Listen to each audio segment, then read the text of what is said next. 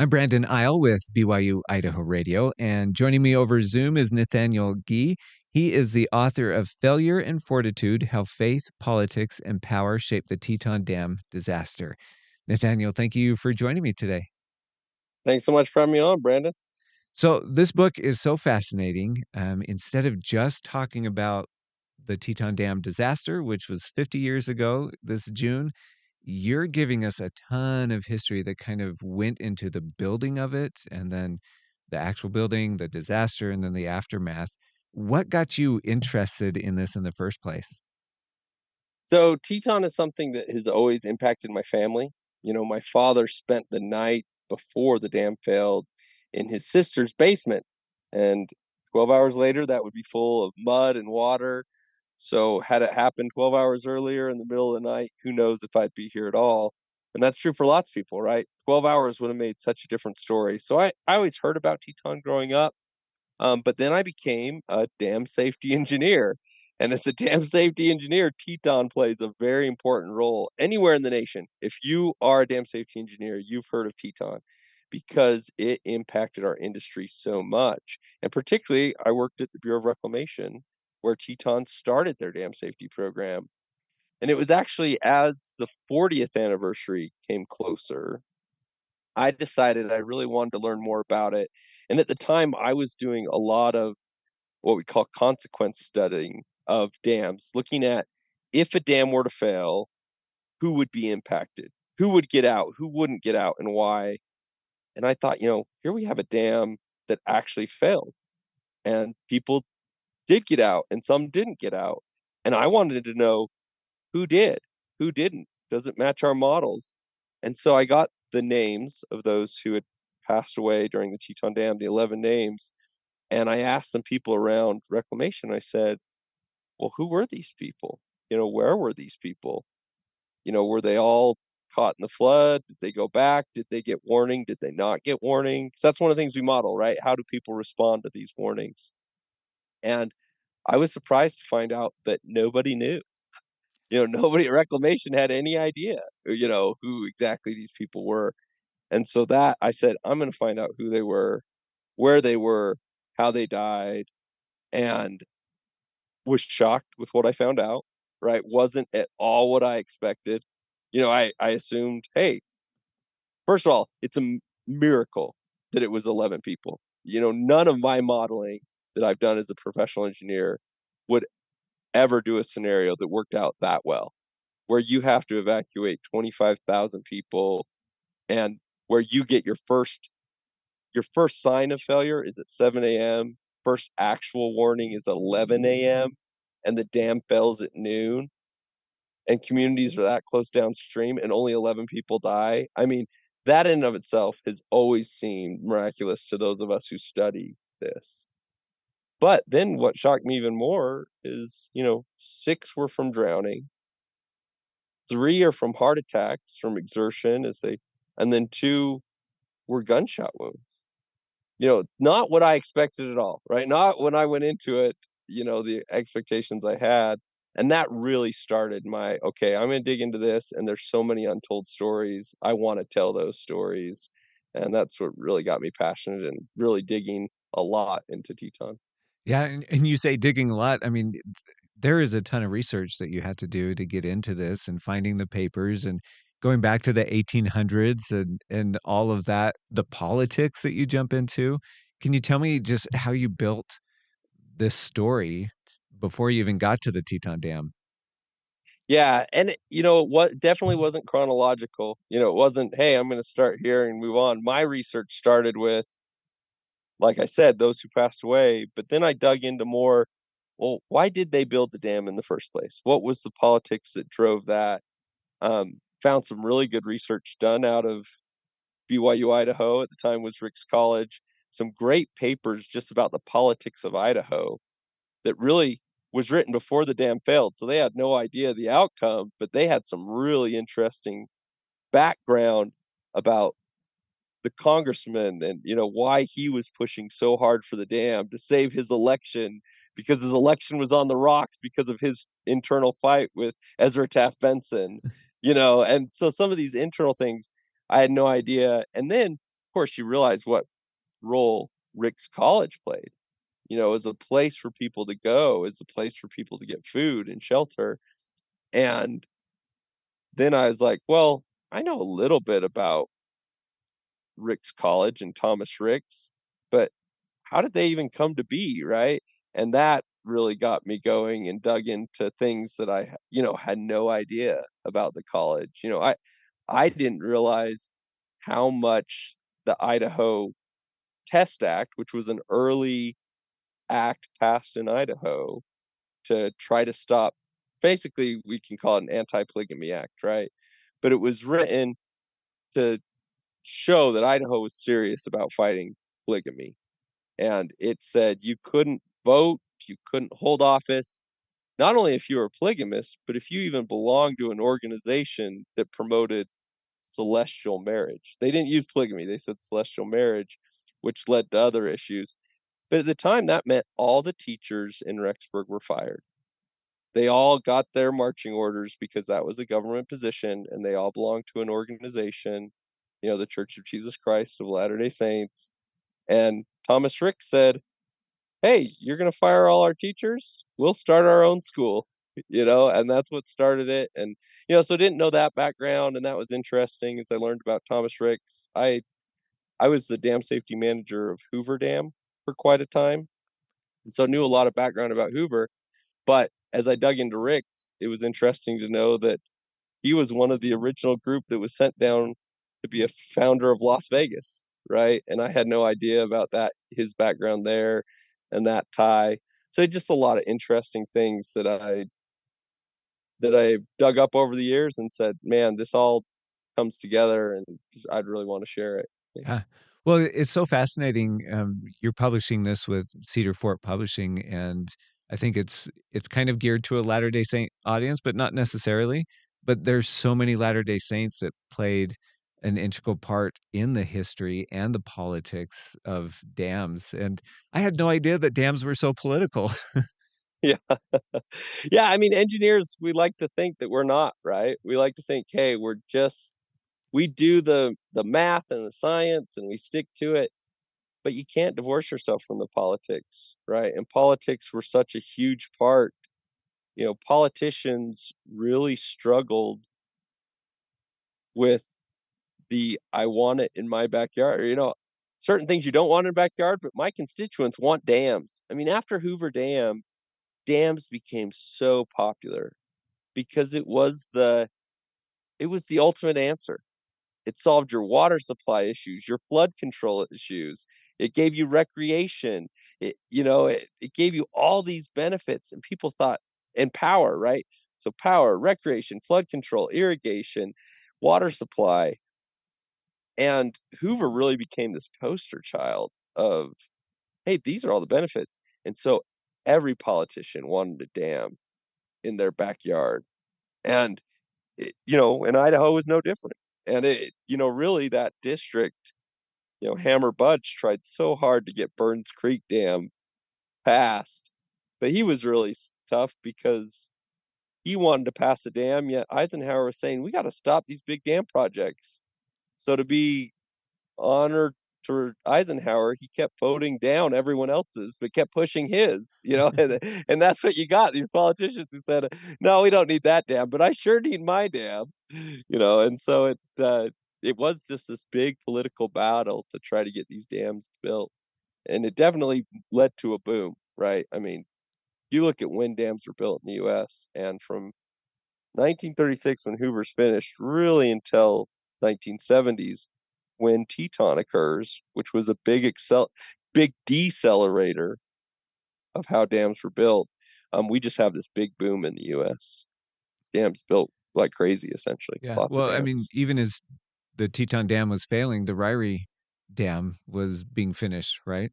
Yeah, that's absolutely right. And I talk about it in the book. Neil Parrott, great guy. He's passed away since then, but he was the geologist over Ryrie Dam, and he makes this difficult decision to go back to Congress for an extra $10 million because he sees the issues at Ryrie Dam. And this is before Teton failed.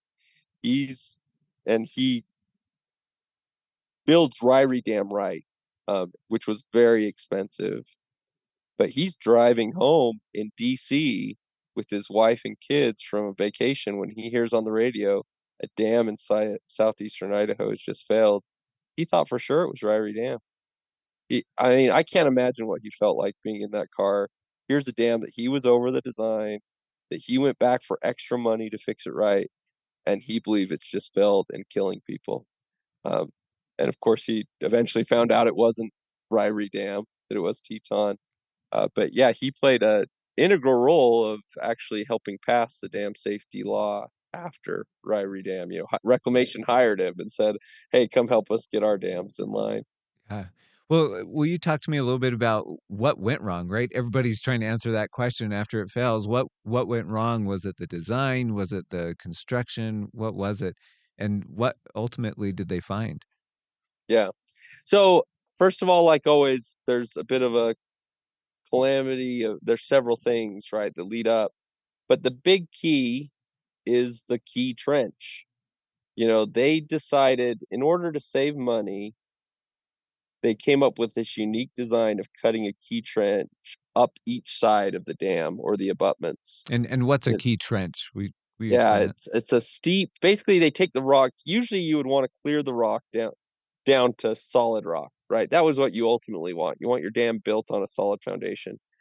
But they realized pretty early that Teton, the geology was so fractured that they couldn't clear all the bad rock. So they thought of this idea. We'll just basically cut a slit or a trench down the side, all the way up both sides, and we'll fill it full of uh, material, silt, like the core of the dam, to try to slow the passing of water. So we'll be able to save money by not clearing as much rock, and we'll just cut this trench and pack it full of good dam material. Good in theory, not a bad idea to save money, but then they made some major mistakes. When they did it, the original designers knew that if they did this, it was really important that they cover all the little cracks in this trench because you're cutting this trench through really cracked up rock, right?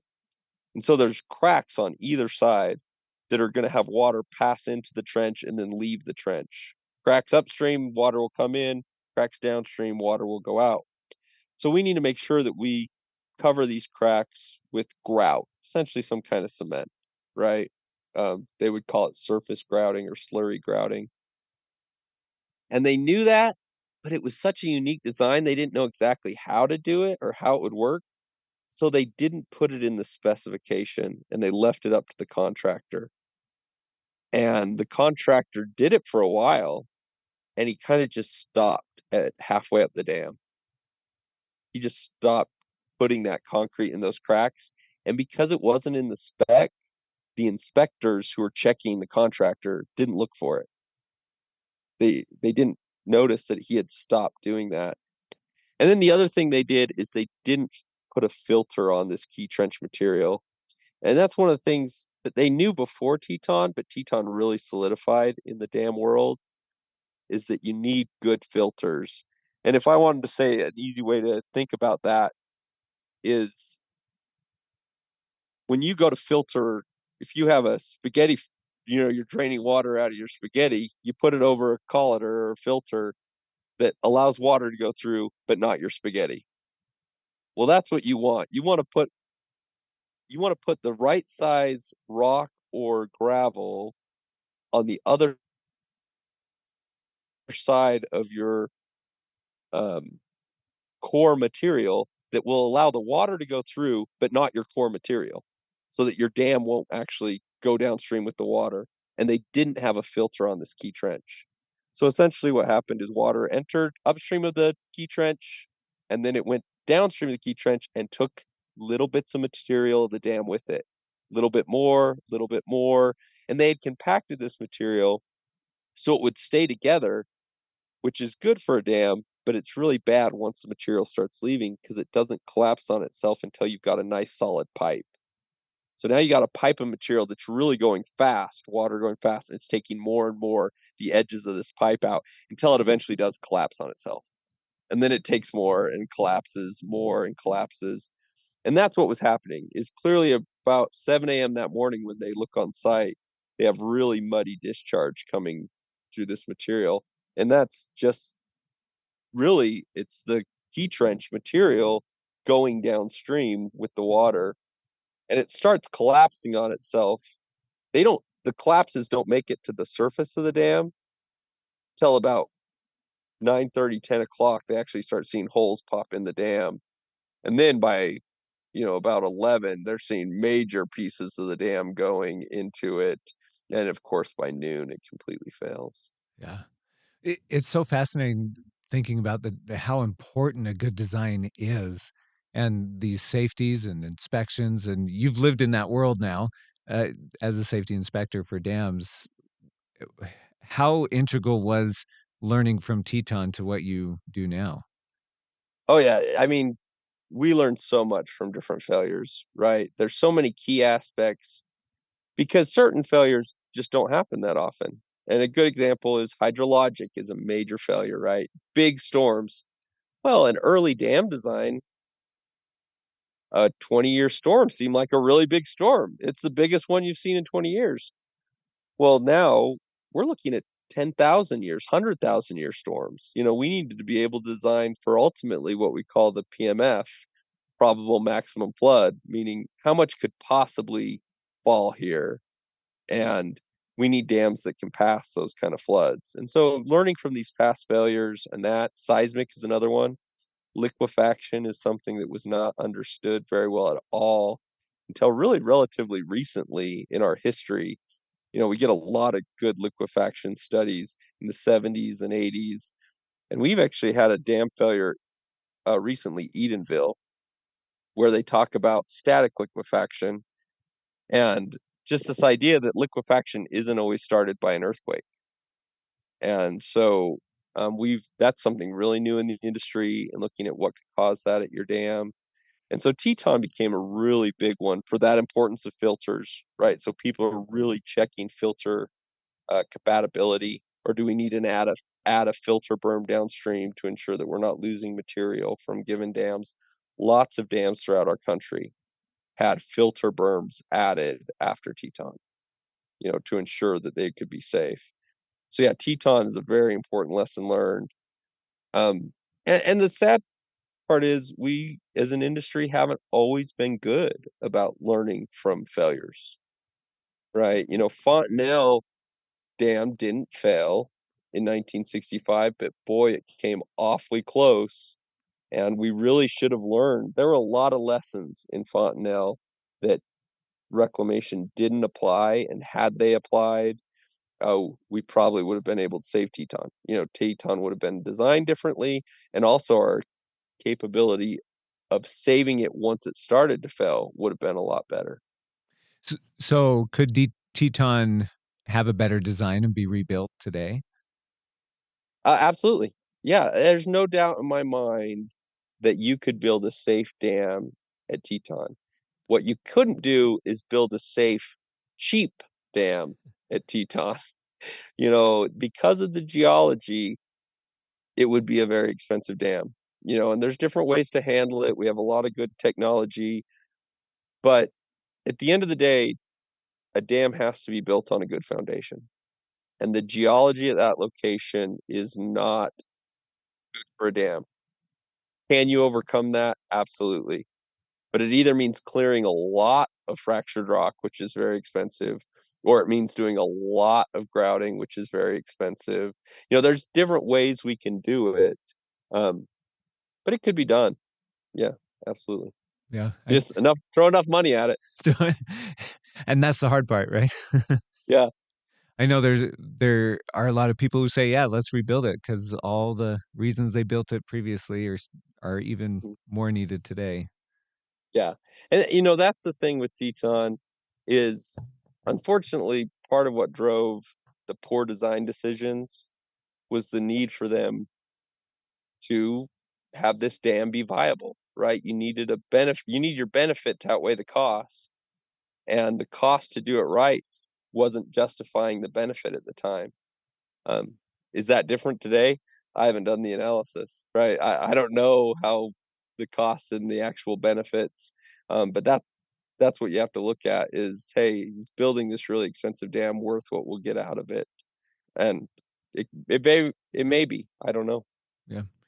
Uh, for people who read this book, what takeaway do you hope they have? There's several takeaways that I really hope.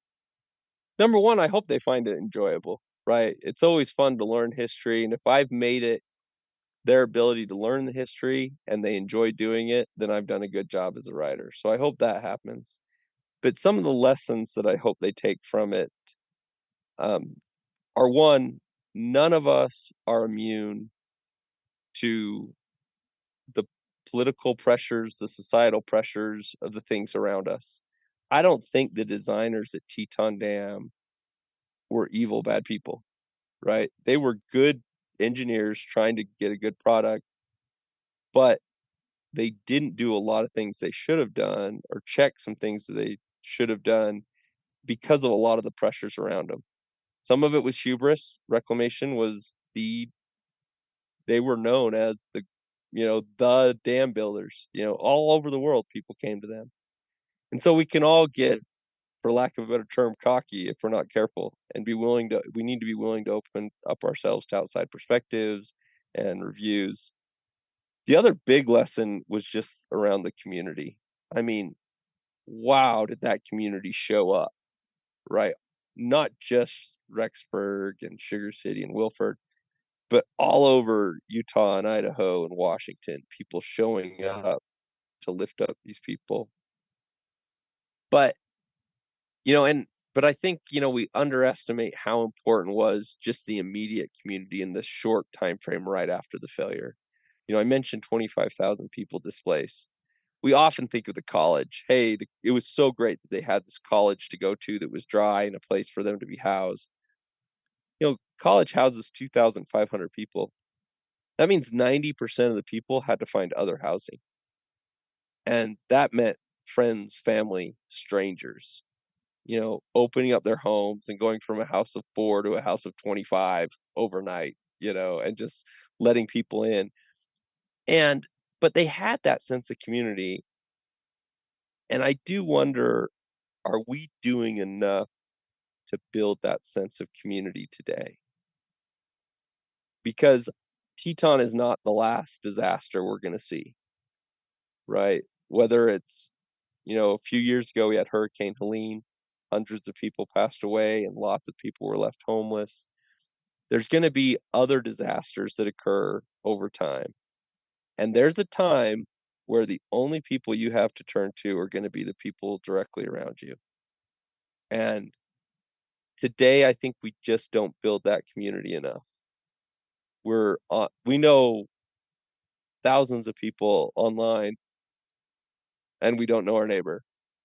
And from that time when that disaster occurs to until help shows up from outside, that might be a day, that might be a week, it might be a month. It's just going to be you and your community. And have you built that community that you're prepared to go through something like that? Um, they did in that area. And it's really miraculous and wonderful as we look at Teton. But I think we need to be looking at, are we doing that today? Yeah. Well, Nathaniel, thank you so much. This book is called Failure and Fortitude: How Faith, Politics, and Power Shaped the Teton Dam Disaster. You can find it. Where's the best place to find this book? Amazon's great. Deseret Book will be carrying it. I know Walmart carries it. I think you can get it on Barnes and Noble, at least online. I think some of their stores are carrying it. So there should be lots of places you can get it. Amazon's Cedar Fort is the publisher. They have it on their website. It's a great place to get it. Perfect. Well, thank you so much. Yeah, thank you so much, Brandon.